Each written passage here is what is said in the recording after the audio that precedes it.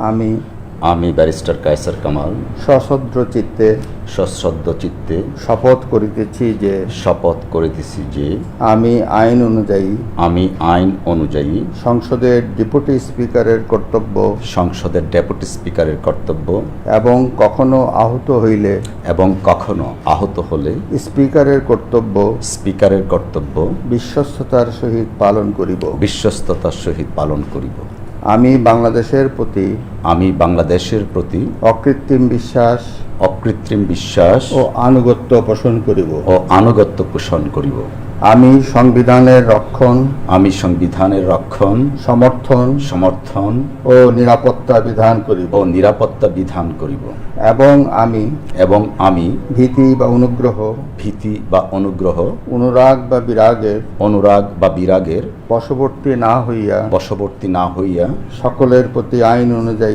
সকলের প্রতি আইন অনুযায়ী যথাবিহিত আচরণ করিব।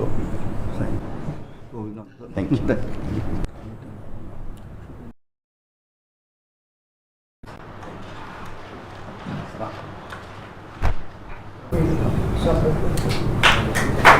you.